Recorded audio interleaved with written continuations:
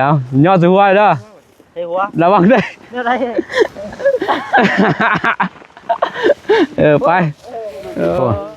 โตครับยังไงไปพูดเนี่ยมีแต่ซิตี้ก่อนพี่น้อง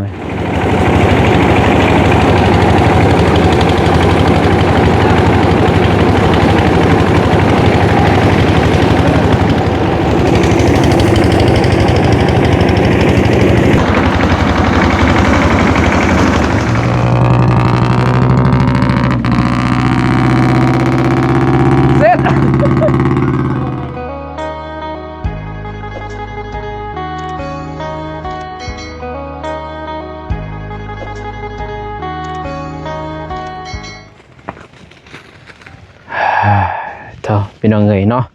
เอาเปิดภาพมาบัดนี้คนเอาคนน้ำก่อนพี่น้อยเนาะหลังจากนั้นก็สิปั่นเขาพี่น้อยเนาะสิคนเขาคนน้ำก่อนโอ้บรรยากาศดีขนาดพี่น้อยเนาะตรงไหนตรงหน้าเบาโกพันมาซอยพี่น้องเอ๋ยเบานุ่งมื้อนี้ปะผู้สาวเก็บกาแฟผู้เดียวมาใส่เบาหนุ่มเป็นยังไงเนาะเอาหันตามาทางนี้บ้านนี้โอ้อากาศความร้อนบ้านนี้เป็นยังไงเนาะอายุบวกเขาอะไรบ้านนี้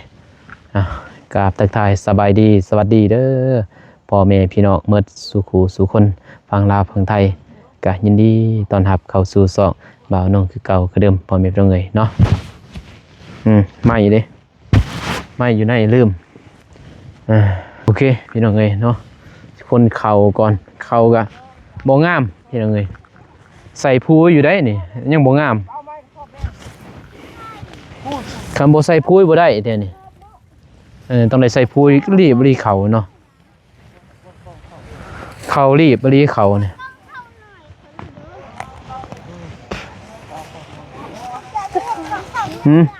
กระสอบบ่เอากระสอบลูกเอา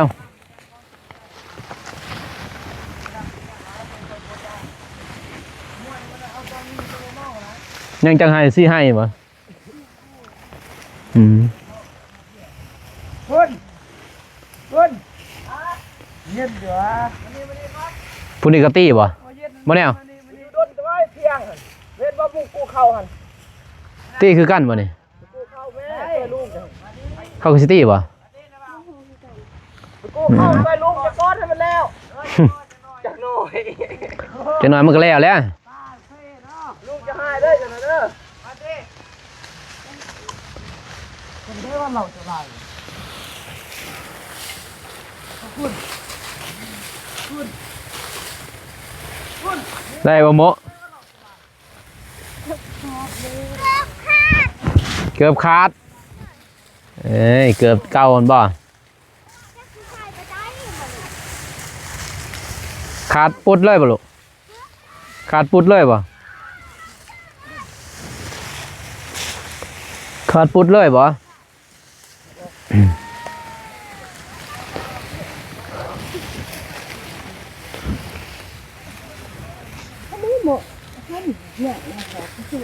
อันเดียวบอกสอบลูก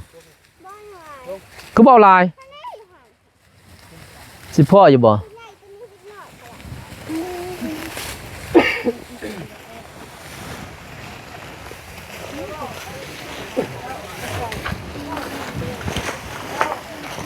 อ่อนแดดได้เว้ยคือมาอยู่บ่อยู่เที่ยงบ่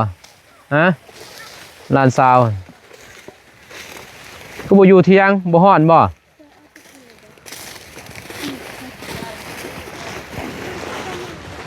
โจมใส่เลยสีหามนี่ลูกจับกล่องให้พอไหมจับกล่องไว้จ้ะ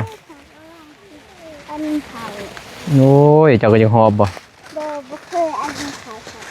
บ่เคยเมืองตีหันยังมุนเฮียหมดเลยทางล่างเฮียหมดเลยหันอยู่ตีนจะติดเขาทักทายสวัสดีสบายดีสื่อสองพลังตาเลยหน่อยมันจับกล่องพอเบิ้งพอสเปรย์ อสิไปแบกคนไป คอยเด้อ ลูกจับ มันลูกบ่ได้แบบ โอ้ยลูกน้อยๆนี่สิแบกบ่จับได้ตี คอยบ่เคยได้ไปแบบ จับแบบนี้ลูก คอยคือบ่เคยไปแบบค่ะ เห็นอยู่บ่ไปพี่น้องเอ้ยโอ้ยเจะจักแบกบ่ตัวใดมึงเตี้ยนน้องเจ้าก็จักแบกมึงเตี้ยถือกระสอบแหละ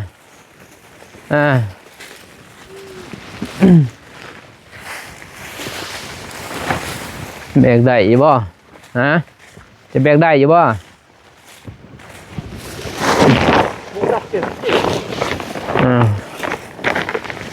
มือกล่องก็เบิ่งกล่องเลยเด้อ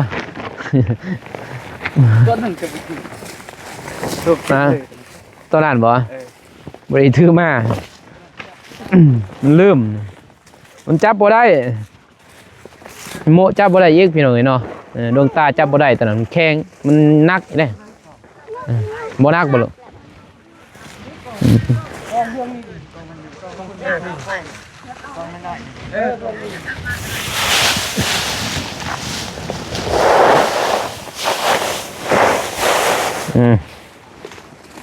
ทำนี่บ่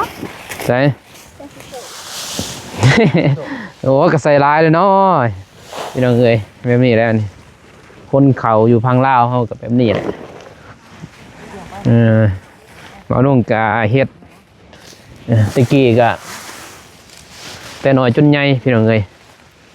จับดีเด้อลูกลายตาเด้นี่เนี่ยได้คือเงียวๆเลยลูกจับดีๆเด้อลูกพี่น้องเอ้ยมือกล่องกะมือกล่องบ่เบิ่งกล่องเนี่ย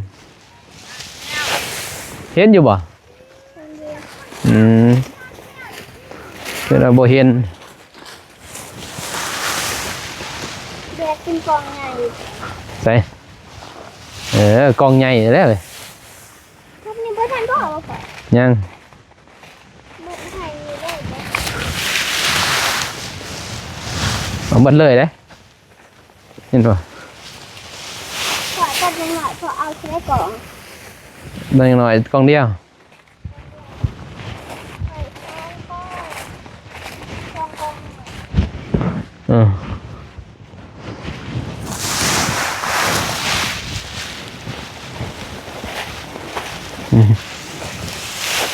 โอ้หนักบ่จังคือบ่หนักดอกบ่หนักบ่แบบมันรีบเนาะปิ่น จับได้เอง เนาะโอ้โหไป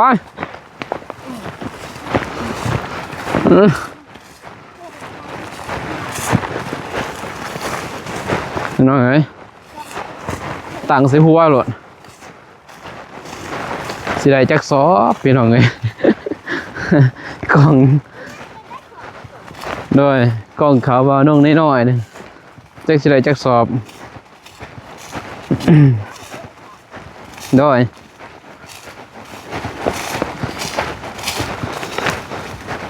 ได้อยู่บ่หาสอบ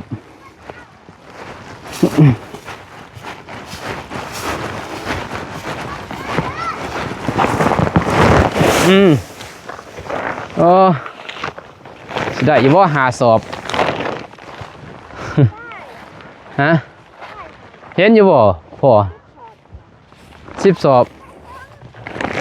แล้วก็แบกอันหนึ่งเนี่ยแบบ ได้ไปแบกมันอยากแบกพี่น้องเลยไปเลยสบายดีเบาโก้เพิ่นพี่น้อง ซอยโอ้โห ลองเบิ่ง ได้โอ้ ได้นะก็ยังได้ ได้เลย เอาเลยตักใส่หัวเลย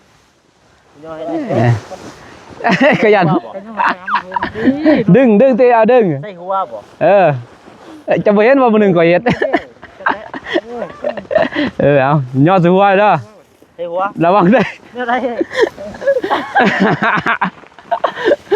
ไป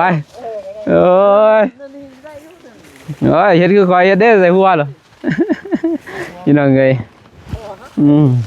ว่าจะได้ไปซอยผู้สาวเฮ็ดจะได้ผู้สาวคือในแล้วบ่มีหน้าเนาะมีแต่กาแฟ ท่านว่าไว้ตี้จอมได้ ไปจอม ยังอันเดียวหั่น โอ้ก็ อืม โอ้กาแฟกิ๊กๆเนาะ แบบนั้นน่ะมันบ่เมื่อยเด้น่ะพี่น้องเอ้ยคันว่าจะแบกทางนั้นมันยังมันเต็มหมดโตเฮา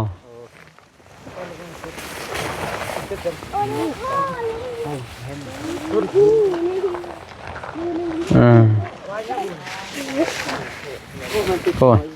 โตครับพี่น้องเอ้ยไปพูดแล้วมีแต่ซิตี้ก่อนพี่น้องเอ้ยสิปันข้าวกับบัดนี้เอาพี่น้องเอ้ยลุยบาดนี่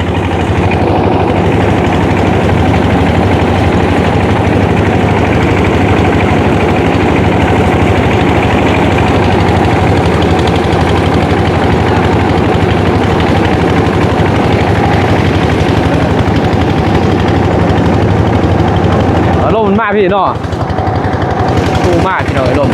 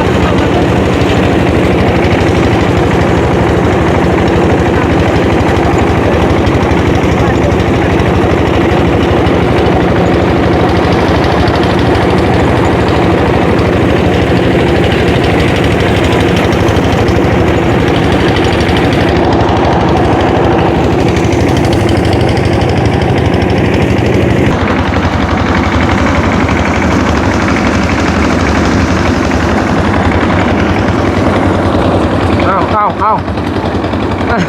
ยัดแห้งโพดก้อนกลมลายโพดพี่น้องเอ้ยบ่าวโน่นนี่จะสิได้จักสอบกล้องน้อยๆนี่ได้บ่10สอบได้บ่10สอบ10เนาะ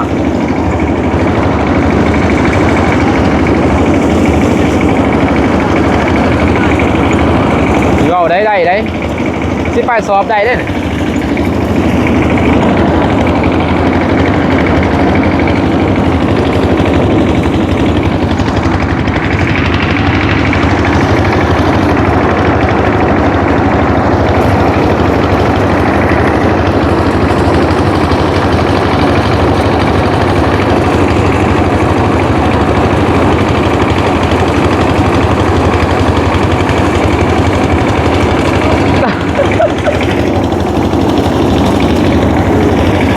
ใหญ่เร็วเรา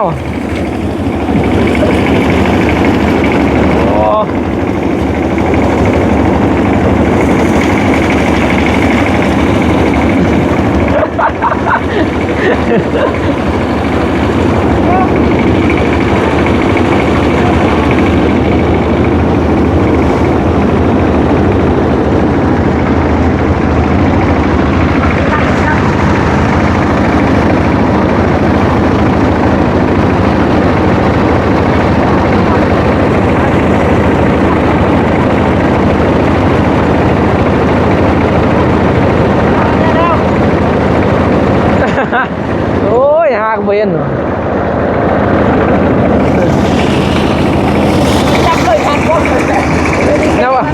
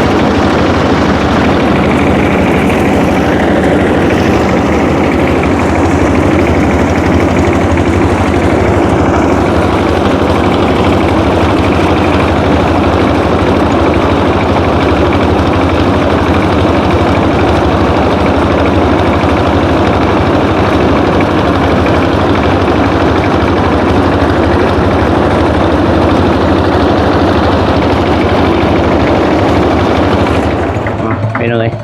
เรียบร้อยได้ร่วมกับหนองพอดี36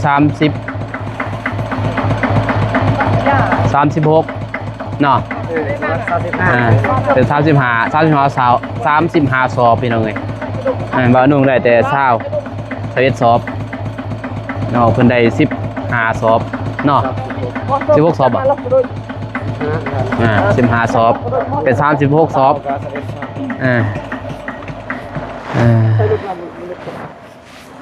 จากเรากระโดดเกะผมเลย ยังเด้นี่เด้นี่เอาตัวนี้นี่อยู่นี่ยัง บ้านอันนี้เลยค่ะ ยานั่นนี่เนี่ยคนใหม่ปวด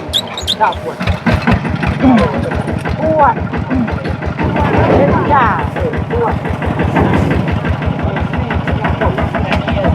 อายุเนี่ยเป็นเชื่อเขาเป็นอะไรเนี่ย พักเอ็นเอาเนี่ย จะพับเป็นอะไรยังตุ้งข้างกายิงยิง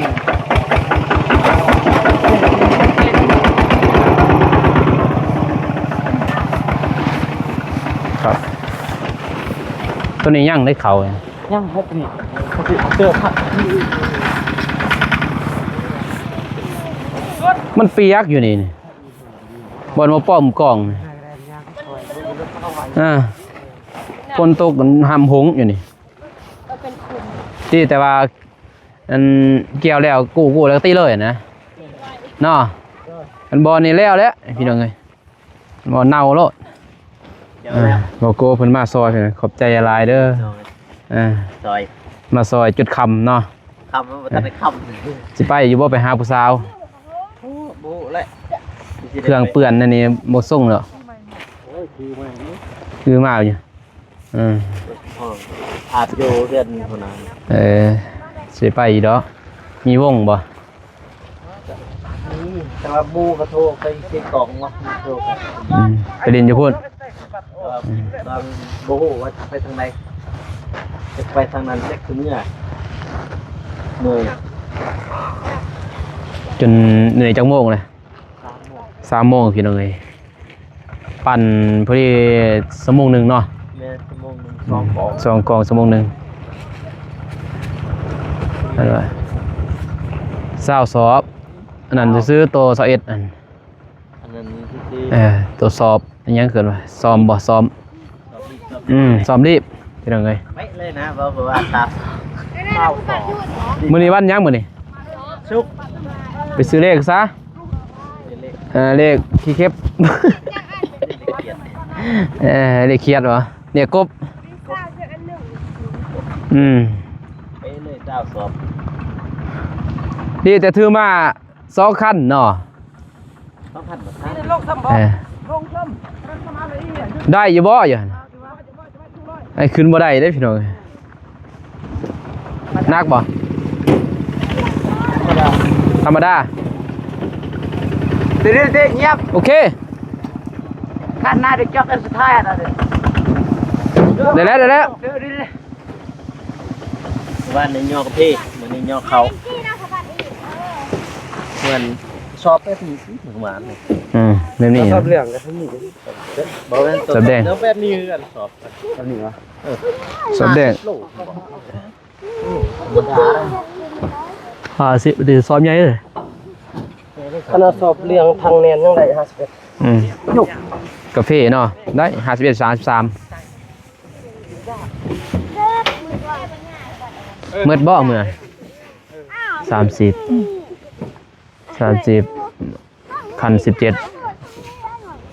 3คัน3คันบ่ นี่รถแข่งตุ๊กแป๊บนำ จากนั้นเมื่อ102คน30 36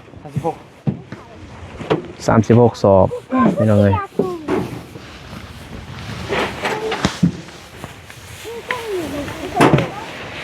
นี่คือการที่บ้านบอกเขา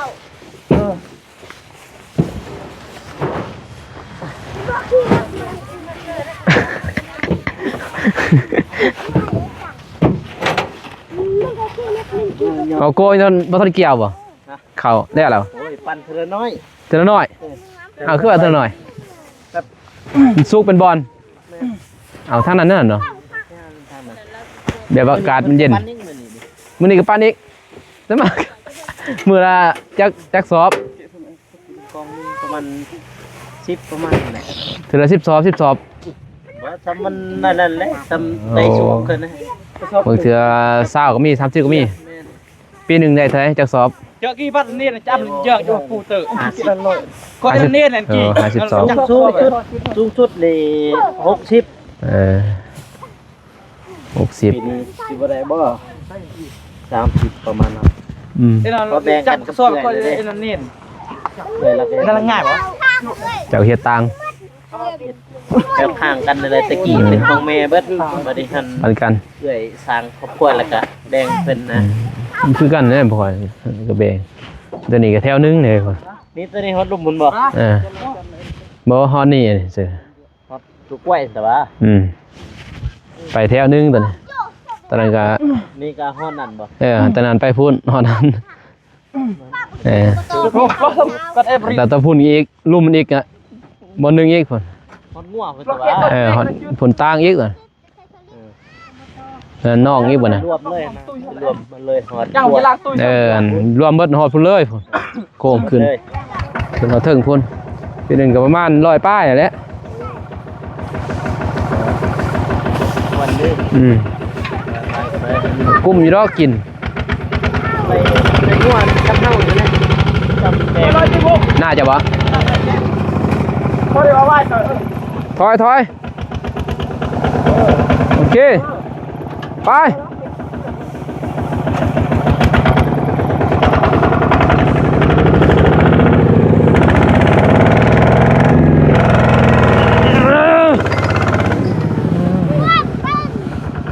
ได้เรื่องเว้ยรถตัวนี้มันแรงอันนี้ หวานก่อนวะก็กระท้อยติด ถอยแล้วบ่ถอยสร้างแต่นึงพุ่น จำแล้วนะนี่ทำนายได้ดิบ่อยจะพร้อม10 บาทเองทำนายอย่างนี้ อ๋อโทษพี่น้องเลยเสียงทอลั่นตะลั่นไปพี่น้องเลยเดินทางกลับบ้านนี่บุขึ้น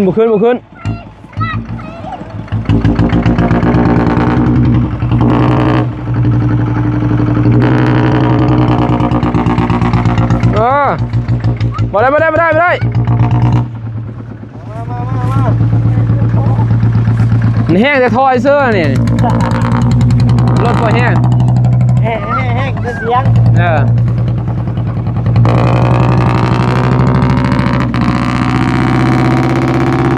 เสร็จ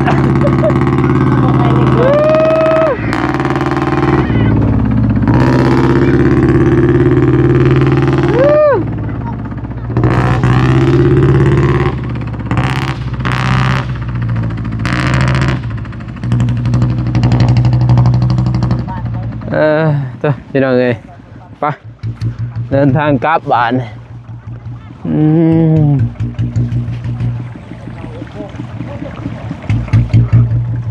ผมขอบใจทางน้องๆเพื่อนเพลน้องมาซอยโอ้ยเบาโก้ก็มาจุดคำเลย มาเด้อมาเด้อ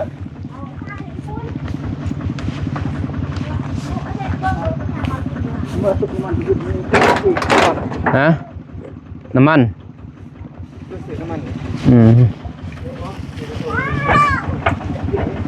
ใช่ใช่ เอาตัวนี้บอลลงบ่เนี่ยบวิดบ่คือระบบวิดอย่าไปต่ำมันนะอย่าต่ำใหม่ต่ำตอกพอดีฮักด้วย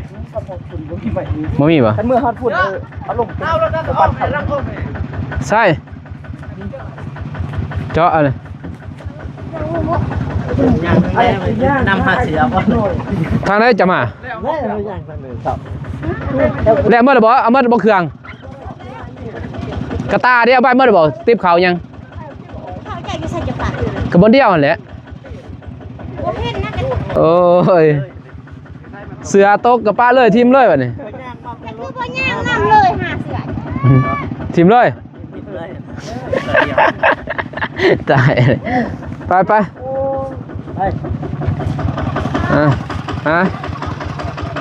บ่เขาไปเขาย่างเขาท่านี่เอาบกคืนได้เหรอโดยโบเวนเขาไปยูรถได้เหรอ เขาเบื่อหนูแล้วเขา ยูได้เนี่ยไปทางนี้ไปทางนี้บ่ไปย่านได้เว้ยไปขี่รถบ่บอกกู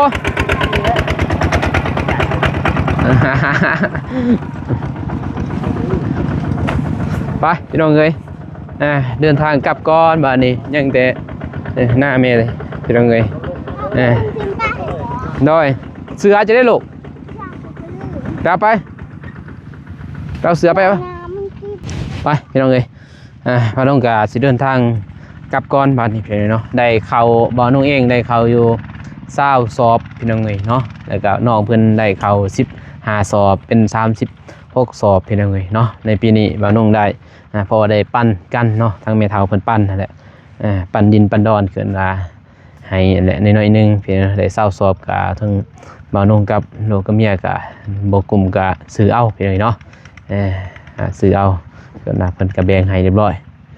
เอาคลิปนี้บ่าวนุ่งกะสิจบเพียงเท่านี้ก่อนพอไปเลยเนาะกะขอบใจทางผู้ใหญ่ใจบุญทุกท่านที่เข้ามาติดตามรับชมเด้อพี่น้องเอ้ยเนาะขอให้ทุกท่านและผู้ใหญ่ใจบุญทุกท่านจงมีแต่ความสุขความเจริญปรารถนาสิ่งใดขอให้ได้สิ่งนั้นดังสมปรารถนาความเจ็บอย่าได้ความไข้อย่าสิมีขอให้ห่างให้มีร่ำรวยเฮงๆปังๆตลอดปีตลอดชาติอย่าเจ็บอย่าจนพร้อมความครัวสาธุพี่น้องเอ้ยเนาะ